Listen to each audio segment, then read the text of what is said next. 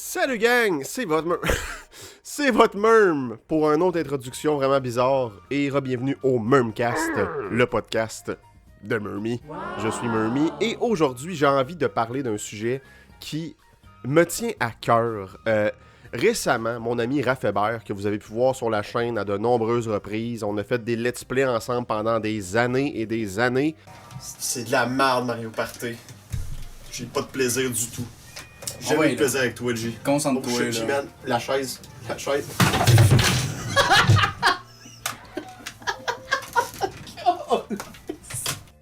M'a envoyé un article qui disait que, en fait, Kensuke Tanabe, je sais pas si on dit ça comme il faut. En fait, je sais qu'il y en a qui le disent comme il faut, mais moi je parle de moi. Est-ce que je le dis comme il faut? Je le sais pas. Mes petits mermies, vous m'en voudrez pas. Moi, les langues étrangères, c'est pas ma force, on le sait. À travers les Mermcasts, on l'a pu le voir. C'était un producteur, en fait, pour de nombreux jeux de Nintendo, dont les Metroid. Il a été directeur pour Super Mario Bros. 2. Il a aussi travaillé sur Mario Bros. 3, Link à Link to the Past, Link's Awakening, plein de collaborations, Pokémon Snap, ces choses-là. Mais il était aussi producteur de la série Paper Mario. Et ça m'a fait réfléchir, j'étais comme... Ok, là, le producteur principal de la série Paper Mario prend sa retraite. Qu'est-ce que ça veut dire pour cette franchise-là? Vous le savez, je suis un très gros fan des deux premiers Paper Mario sur Nintendo 64 et Nintendo GameCube. C'est deux RPG que j'affectionne particulièrement. Ça m'a vu grandir, ces jeux-là, en fait. C'est pas mêlant. C'est mon premier crush. Un de mes premiers crushs dans la vie, c'était Pepper Peach. Explique-moi pas pourquoi je faisais des rêves semi-érotiques avec Pepper Peach à l'âge de genre 7 ans. C'est un peu wrong, j'en conviens, mais je peux pas changer le passé, gang. Non seulement c'est des jeux vraiment plaisants, l'histoire est tout le temps super le fun, les dialogues que je ne savais pas lire quand j'étais petit, mais que je peux lire aujourd'hui sont super comiques, vraiment comme... très enfantin, très comme de surface, c'est très ludique.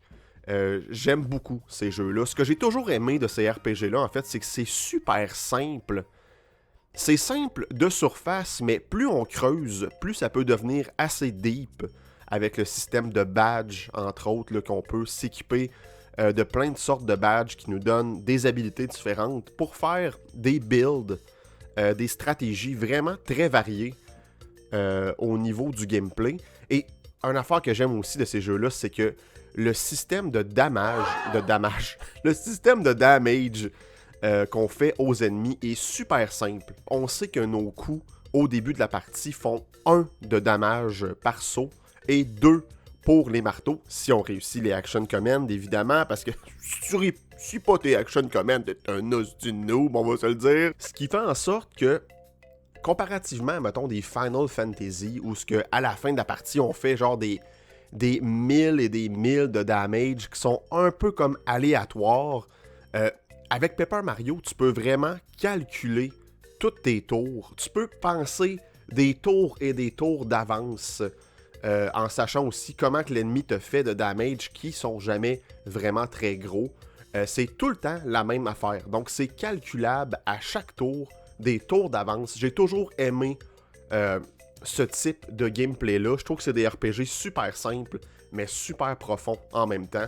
Et malheureusement, la série a vraiment dévié de ce concept-là de RPG tour par tour. Avec Super Paper Mario, j'ai rien contre Super Paper Mario. Je trouve que la forme est quand même très bien. On se sent dans un Paper Mario. L'atmosphère fait très Paper Mario. Mais le fond, le gameplay est complètement différent. On a tassé complètement les mécaniques d'RPG tour par tour pour un système plus...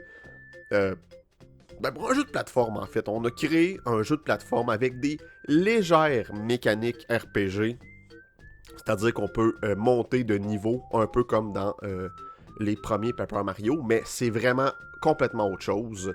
Et ensuite, avec Sticker Star et Color Splash sur 3DS et Wii U, respectivement, là, on a carrément été ailleurs. On a comme essayé de retourner au tour par tour traditionnel, mais avec une mécanique de... En fait, c'est qu'on trouve des stickers ou des cartes d'attaque durant la partie qu'on utilise dans les combats pour faire les différentes attaques. Et il n'y a aucune raison de faire des combats dans les nouveaux Paper Mario. On monte de level, oui, mais ça donne vraiment pas grand-chose. La plupart du temps, dans ces jeux-là, en fait, je skip les combats le plus possible. J'évite de me battre dans les nouveaux Paper Mario, et ça, c'est plate. C'est plate, c'est pas ça le but de Paper Mario, tant qu'à moi, c'est pas ça l'essence de cette série-là. Et le dernier qui est sorti en 2020, Origami King, était vraiment, encore une fois, très le fun au niveau de la forme, l'atmosphère, l'exploration, les dialogues. Sérieux, c'était vraiment très très nice. L'histoire est vraiment cool. Comme j'ai dit, les dialogues sont super intéressants. Les environnements sont vraiment le fun à explorer.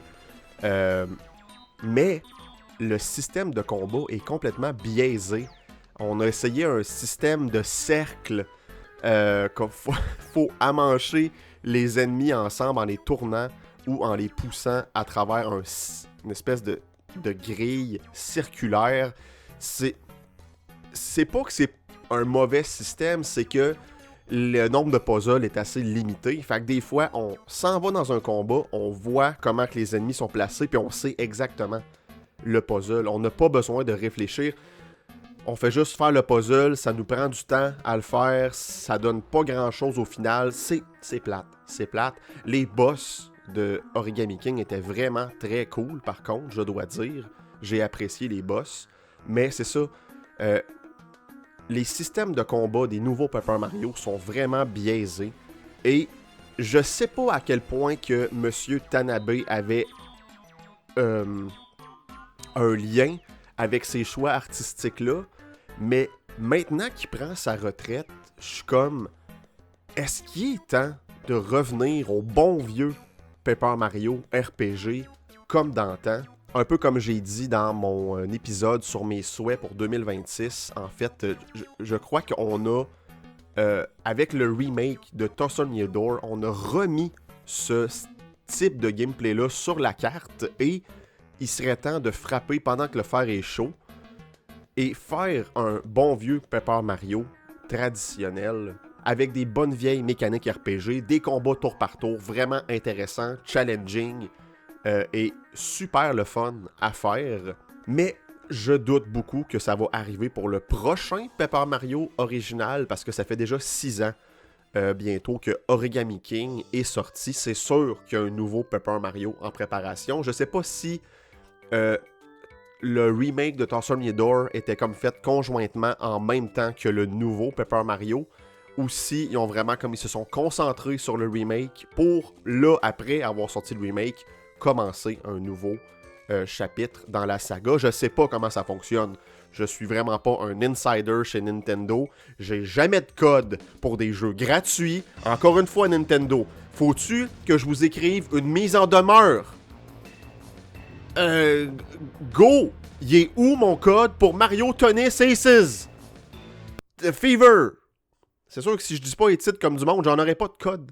Et je sais qu'en 2020, là, dans ces eaux-là, Miyamoto, on avait appris que Miyamoto, le créateur de la série Mario, avait comme un espèce... C'était assez strict qu'est-ce qu'il voulait pour les jeux de Mario. Il voulait pas qu'on dévie trop de ce qui est un Mario. C'est pour ça que dans les années 2010, les Mario, en général, étaient très comme...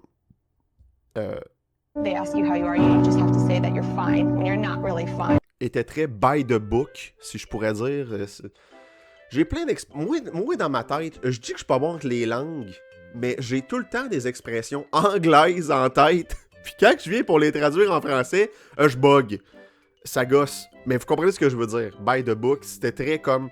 Bon, Mario, il est dans le royaume champignon. Les Toads, faut pas faire des Toads trop fuckés, là. Un Toad, c'est un petit bonhomme avec un petit débardeur, un chapeau champignon, c'est tout. Il n'y a pas de costume fucké. Créez pas trop d'ennemis bizarres non plus, là. Hey, ça pourrait fucker le monde, ça, là. Non. Goomba, Koopa, Magie Koopa, Buzzy Beetle, Blooper. C'est tout. C'est tout, là. C'est tout. Et c'était quelque chose de cool avec les anciens Paper Mario, c'est que les personnages étaient tous uniques en leur genre. Chacun avait un petit costume. On avait même des ennemis qu'on n'a jamais vus dans les Paper Mario. Les Koopas avec des grosses Christie de chaînes noires. C'était vraiment cool comme character design, si je pourrais dire. Et les nouveaux Paper Mario, ça l'a complètement... On a ditché ça. Toutes les Toads, ça ressemble.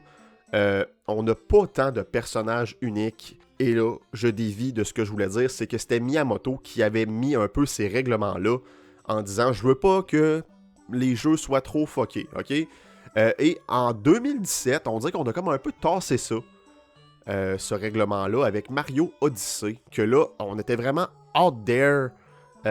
On contrôle un T-Rex. On contrôle des petites statues avec des lunettes fumées. Tu sais, genre, il y avait plein de concepts qu'on n'aurait jamais vus dans, mettons, 3D World ou 3D Land. Et là, vu qu'on a fait le remake de Toss on Your Door, est-ce que ça veut dire qu'on est prêt à revenir à ce type de gameplay-là avec des environnements super uniques qui sont pas nécessairement dans le royaume champignon, si je pourrais dire, des ennemis vraiment uniques en leur genre, des personnages tous différents avec des beaux costumes qu'on sait exactement leur personnalité en les voyant, et évidemment des mécaniques RPG traditionnelles. Mais d'un autre côté, gang, je me dis, est-ce qu'on a vraiment besoin d'un Paper Mario traditionnel? Est-ce qu'on a vraiment besoin de revenir à ces mécaniques-là? Dans le sens que je serais all-in de revoir un Paper Mario traditionnel comme à l'époque, mais il y a tellement de bons jeux indie qui sont sortis dernièrement, qui sont vraiment des suites spirituelles à Paper Mario. L'essence d'un bon vieux Paper Mario éclabousse tout l'écran à travers ces jeux-là. Je parle entre autres de Bug Fable, The Everlasting... Comment ça s'appelait? Bug Fable, The Everlasting... Je vais aller chercher. Bug Fable, The Everlasting Sapling, qui était un jeu... C'est un jeu de Paper Mario, en fait. C'est un Paper Mario mettant en vedette 3 insectes qui... Hey, ça fait longtemps que j'ai pas joué à celui-là. Je l'ai presque fini. Il y a quelque chose qui m'a fait en sorte que j'ai arrêté de jouer, mais je l'ai presque fini quand je l'ai commencé.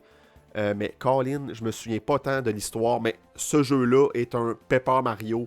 Les combats tour par tour avec des mécaniques super simples en surface, très deep, plus on creuse dans ce gameplay-là. Les dialogues, le style artistique carrément est un hommage à Paper Mario avec les petits bonhommes en papier 2D qui se promènent dans un environnement 3D. C'est un vrai... c'est une lettre d'amour à ces vieux jeux de Paper Mario-là. Et tout récemment, vraiment là, cette semaine, j'ai commencé à jouer. Encore une fois, c'est mon ami Raph Hébert qui m'a parlé de ce jeu-là. Il m'a dit « Matt, t'as-tu vu ça? Le nouveau jeu style Paper Mario qui sort, qui s'appelle Escape from Ever After. » Encore une fois, c'est une vraie suite spirituelle au vieux Paper Mario.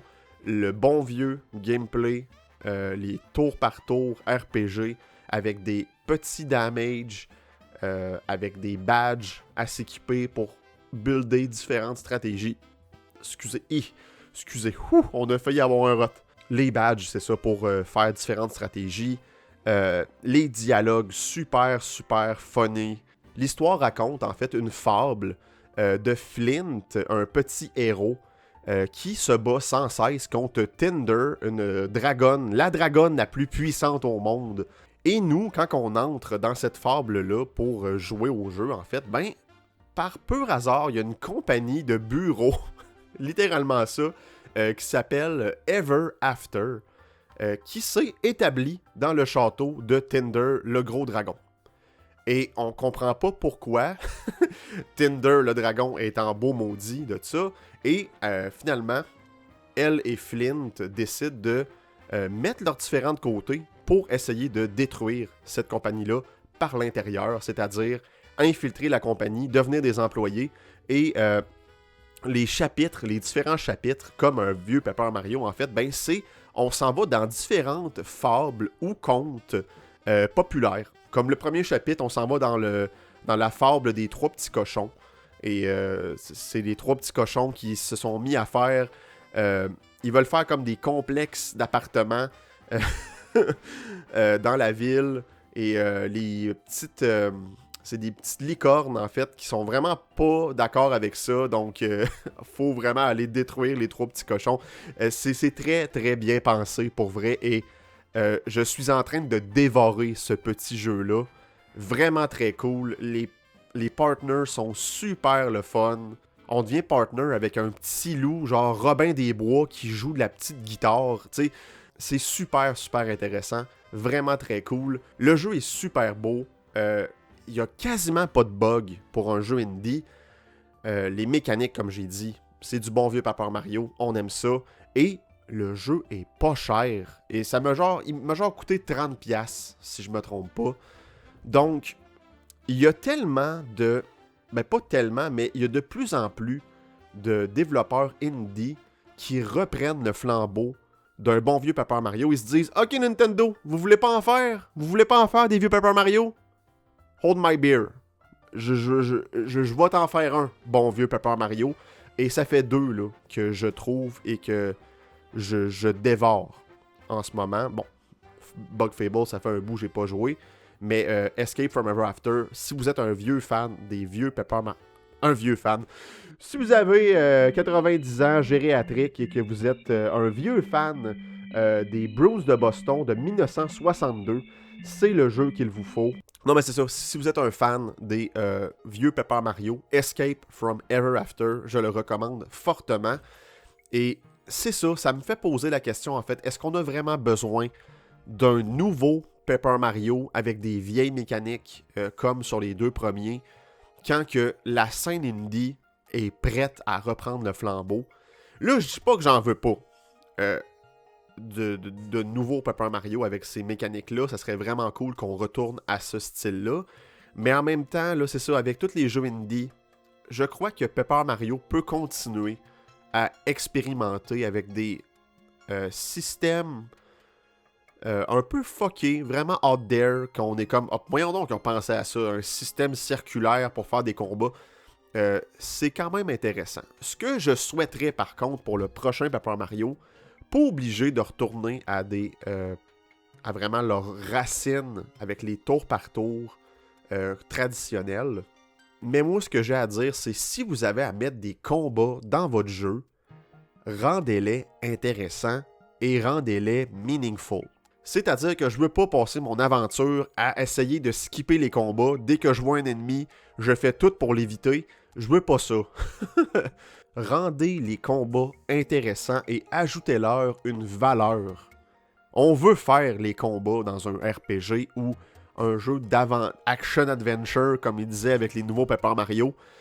Donc c'est mes souhaits, c'est mes interrogations. Vous, à la maison, est-ce que vous pensez qu'on est dû pour un nouveau Paper Mario traditionnel? Est-ce que vous avez essayé les jeux que j'ai proposés aujourd'hui, Bug Fable, Escape from Ever After? C'est quoi vos opinions sur ces jeux-là? Est-ce que vous aimez la nouvelle formule Paper Mario, où ce que les combats ont pas tant d'importance et c'est vraiment juste comme une espèce de flafla? J'aimerais beaucoup vous entendre dans les commentaires, mais en fait pas vous entendre parce que vous n'allez pas crier après votre téléphone, genre ah! Non, c'est pas de même ça marche sur YouTube. Sur aucune plateforme, en fait. Si vous aimez ce que je fais, ben... abonnez-vous. Abonnez-vous, likez la vidéo, partagez, commentez. Je suis aussi sur TikTok, Murmy Gaming QC. J'ai commencé ça, mon TikTok, pour la chaîne de Murmy. J'aime beaucoup, c'est vraiment le fun. On développe une nouvelle communauté avec des personnes que j'ai jamais vues de ma vie. En fait, je les ai pas plus vues, mais je veux dire, des users que j'ai jamais côtoyés. Donc... très cool sur TikTok, aussi sur Facebook, Murmy-Gaming QC pour des updates, des vidéos, c'est ça, des updates. Hein? C'est ce qu'on fait sur Facebook. Ben, merci beaucoup tout le monde d'avoir été là aujourd'hui. Je vous souhaite une très très belle journée et on se dit à la prochaine.